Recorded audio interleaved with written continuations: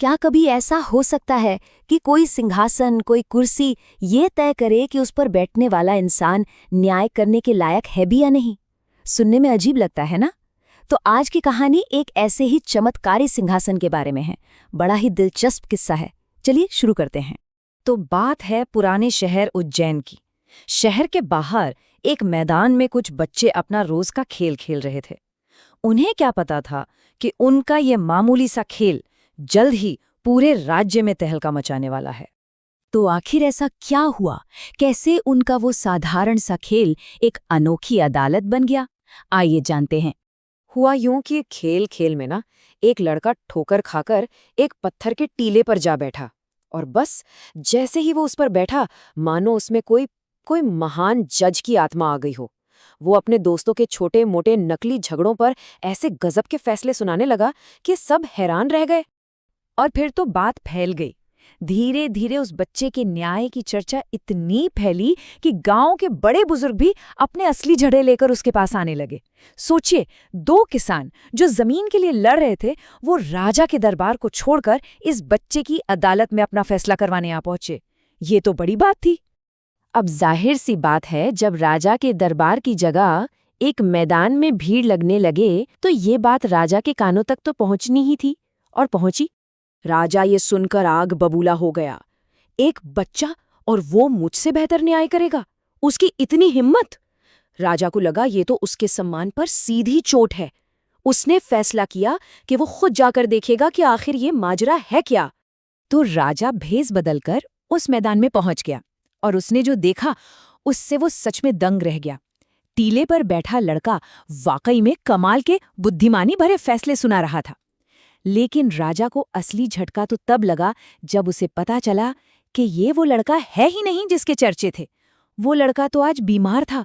उसकी जगह कोई और लड़का बैठा था, पर बुद्धिमानी वो बिल्कुल वैसी ही थी। अब राजा की बत्ती जली। वो समझ गया कि जादू इन लड़कों में नहीं, राज तो उस टीले में ही दफन है।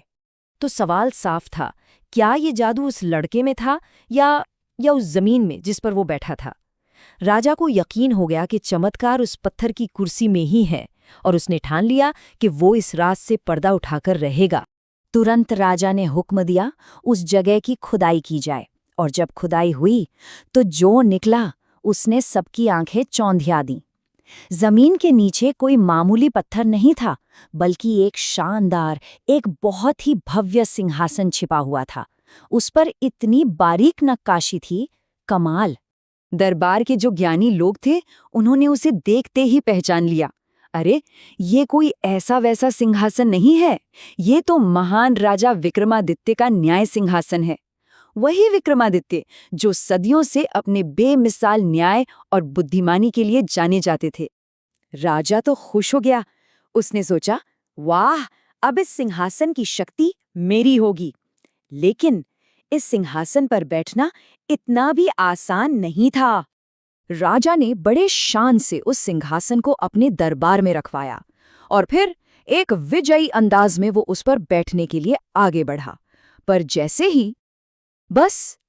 ही वो बैठने वाला था, सिंहासन पर बनी एक देवदूत की मूर्ति से आवाज आई, ठहरो। और बस यहीं से शुरू हो गई राजा की असली परीक्षा। एक के बाद एक 3 देवदूतों ने उससे सवाल किए। पहले ने पूछा, क्या तुमने कभी चोरी की है? राजा को शर्म से सिर झुकाकर मानना पड़ा कि हाँ, उसने एक दरबारी की जमीन हड़पी थी। दूसरे ने पूछा, क्या तुमने कभी झूठ बोला है? राजा को ये भी मानना पड़ा कि खुद को बचाने के लिए उसने झूठ का सहारा लिया था। हर सवाल के साथ राजा को अपनी गलतियां माननी पड़ी और प्रायश्चित करना पड़ा। 3 बार अपनी गलतियां मानकर और प्रायश्चित करके राजा अब चौथी और आखिरी परीक्षा के लिए उस सिंहासन के सामने खड़ा था। इस बार चौथे देवदूत ने कोई खास गलती नहीं पूछी। नहीं, उसका सवाल सीधा था और गहरा। उसने पूछा, जिन लड़कों ने इस सिंहासन पर बैठकर न्याय किया, वो मन के भोले और पवित्र थे। क्या तुम्हारा मन भी उतना ही पवित्र है? क्या तुम योग्य हो? देखिए, बच्चे क्यों योग्य थे? क्योंकि उनके मन में ना कोई घमंड था, ना कोई लालच। वो तो बस खेल रहे थे। लेकिन राजा का मन, वो तो अंदर ही अंदर सोच रहा था, मैं राजा हूं, मुझसे ज्यादा अमीर, ताकतवर और बुद्धिमान कौन हो सकता है? मैं ही तो इस सिंहासन के योग्य हूं।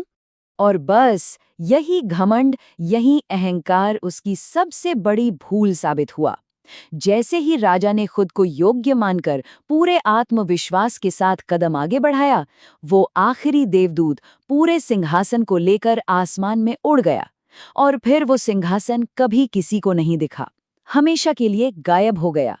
सिंहासन तो चला गया, लेकिन जाते जाते वो न्याय का एक बहुत गहरा सबक दुनिया को सिखा गया। तो आखिर क्या है वो सबक? वो ये कि सच्चा न्याय करने के लिए सिर्फ ताकत या होशियारी ही काफी नहीं होती। असली योग्यता तो है बच्चों जैसी मासूमियत, एक साफ दिल और एक ऐसा मन जिसमें किसी के लिए कोई मैल, कोई द्वेष ना हो। तो ये कहानी हमें एक बहुत जरूरी सवाल पर सोचने के लिए मजबूर करती है। सच्चे न्याय के लिए ज्यादा जरूरी क्या है, शक्ति और अधिकार या फिर चरित्र की पवित्रता? शायद असली न्याय किसी सिंहासन में नहीं, बल्कि न्याय करने वाले के दिल और दिमाग में बसता है।